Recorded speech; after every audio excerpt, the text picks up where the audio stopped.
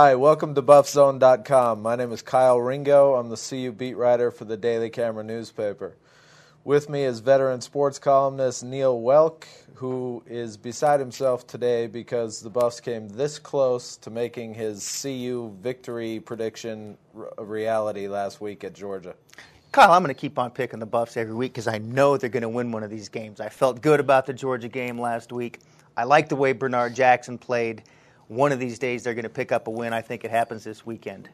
To talk about what happened in the Georgia game. How did they lose that one? 13-0 lead.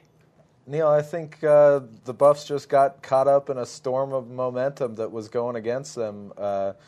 Hugh Charles fumbles the ball there late in the fourth quarter, gives Georgia possession back, and the crowd down there at Sanford Stadium, 92,000 people, just came unglued. And it was at that point that you could kind of sense that this wasn't going to turn out well for the Buffs. The defense had been playing really well, but Georgia coach Mark Richt came in with another quarterback, Joe Cox.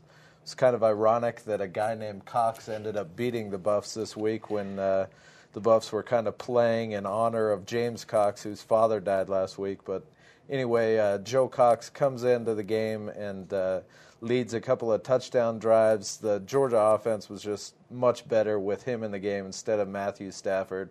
And they just made the plays to win, and CU couldn't quite come up with it.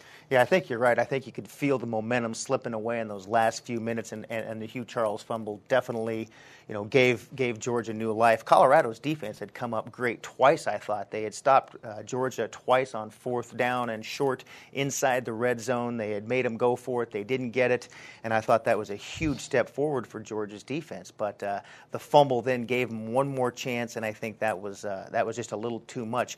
Overall, I think Colorado played even-steven with the number 9 team in the nation. I think that has to be a very encouraging sign for Colorado going into this week as they open the Big 12. Yeah, you know what? A week ago we were sitting here talking about the prospect of maybe Cody Hawkins being inserted into the lineup at some point, and maybe it's time to burn his red shirt. Maybe it's time to change quarterbacks once again. It would be the third time this year. And now wait a minute. You were talking about that. I was a Bernard Jackson guy. I like Bernard Jackson. I was sticking with Bernard. I thought when he started the game against CSU and he played okay. He played better the next week against ASU. I wanted to see what he could do at Georgia. I've been a Bernard Jackson guy. All right. The bottom line is, man, a couple of weeks ago you were the guy saying Cody Hawkins is the best quarterback on the team right now. He was at that time. All right. Yeah, well, he was. If you saw Bernard Jackson play against CSU, there still might have been some question about that. Bernard Jackson has improved dramatically. You have to give credit to the coaching staff, what they've done with Bernard Jackson in the span of 3 weeks. They've turned a raw talent into a decent quarterback. I think he has a ton of potential and the ability to get much better. He gets a start against Missouri this weekend, a ranked team, 4-0 at their place. I think he's going to play well. Bernard strikes me as a kid who just needed somebody to believe in him again. Exactly. I mean, he the past couple of years, since the start of the 2004 season, the guy's been shifted from quarterback to punt returner to this guy who's a great athlete. Coaches were talking about, we got to get him on the field. They tried him at wide receiver. They tried him at running back last year. In fact, at the end of the Missouri game last year, Bernard Jackson was in at tailback getting a couple of carries.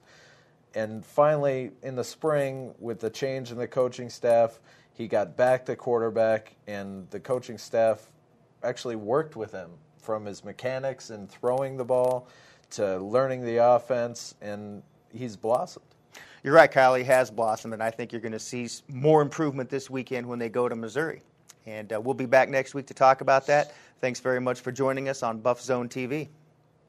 See you then.